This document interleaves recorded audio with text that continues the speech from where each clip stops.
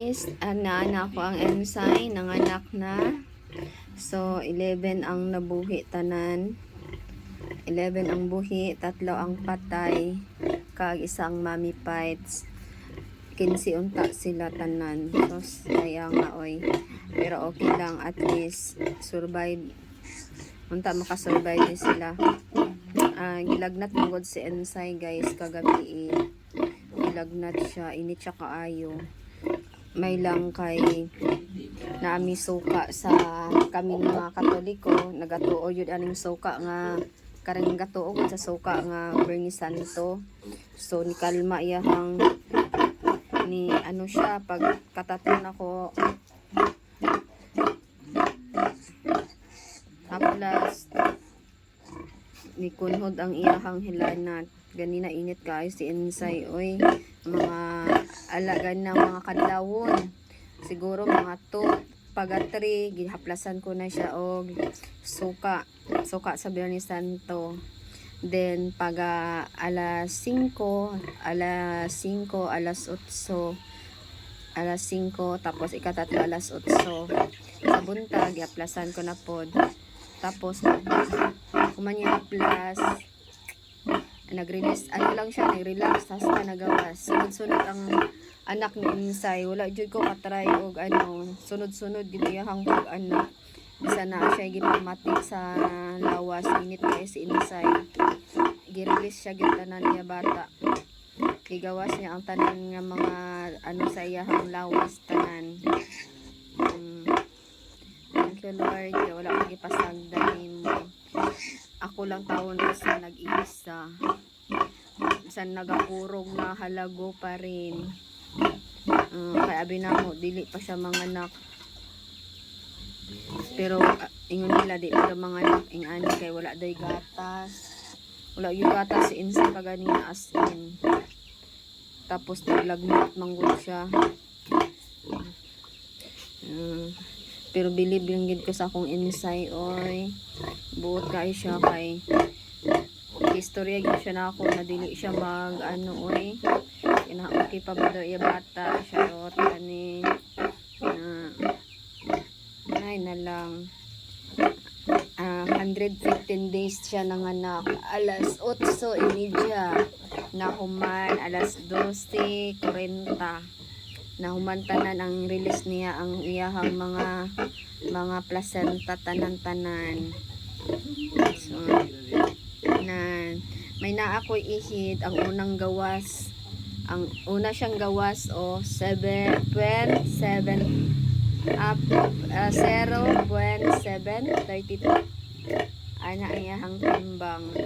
Des ang uban, ang pinakadako is 1.5. Abot lang kay ang iban kay wala ko na natimbang. Kay wala na. Nabisi na si inahan kay kurog. Naglaing jud akong paminaw kay alin pa kagahapon ang nervous. Hait siya di. Uy.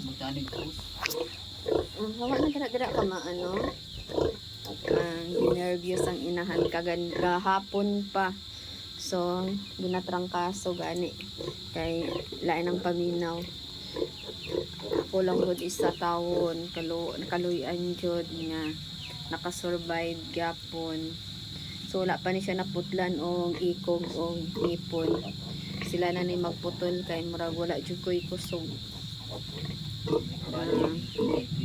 Bago lang siya na injeksyonan og antibiotic kay kakurog manggod akong kamot, kakurog akong mga tiil.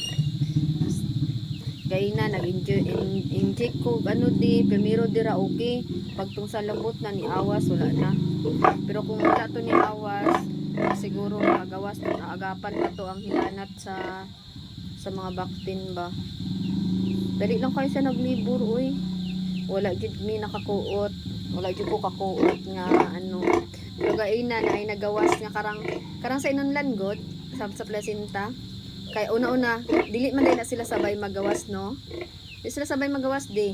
Tapos ang ikaduha nga placenta, nagbitay. Ako ang naglabs na ko. Lain magyurang paminaw. Mura pa kong kalipungon. Layo, paminaw, mura ko kalipongon. Ano na ko, anuhan. Tapos ang anak ko si Bingkay, tsako, tanong mo na, banyusan ko na lang lana. Kaya ko hindi makaya. Kalipulain, dira kong paminaw niya. Ako ang diri di ba, o gabinhod na ko, ayo. Yung kumala, uy, mahuman lang tagpanganang si Insay la. Yung si EJ, di man ko katabang man kay mahadlok man siya sa kuha. Ano siya, gusto mo tabang sa EJ pero di siya kasulod din eh. Kaluoy sa inahan pero nag-blessingan gyapon. Thank you Lord, thank you ninyo. Thank you. Muna ni ang mga blessing. So first parity ni Insay, naka 15 unta siya. So wala to labot ang parit ang Mami Pites 14 unta. Galing lang gilagnat, init kaayo, natakdan to, naanuhan to sila sa init sa inahan. Pero init ni sila ng gawas kaganya pero dili kaayo. Pero kato yung ano sila perti yung inita. Init kayo sila pati ang inunlan perting lagnat jud kayo si Insay kaganina. Pero gi-release gyapon niya iyahang mga baktin nga septi. Bisan ginaplasan ng gyapon siya nakusuka din, nahurot gud ang 1.5. Lahi na 1.5 ang isa ka litro. Isa ka lunik. Oto, nahurot na ko to. Akong gihaplasan jud. So dako daing tabang ang suka no. San sa baboy sa tao. Kato gihaplas pa to namo kay gilantan man si kuya. Gihaplasan pa to nga ayang agtang. Oh. Kari agi ana na konto sa iyang ano pati diri niya moto. Dira gika bago ko nahaplas sa tiyan di. Sa ulo ko naguna. Sa ulo ko pababa sa iyang atiyan. Diri na lang tamin guys ang ang pag-video. Thank you guys. Thank you for watching. Always be kind.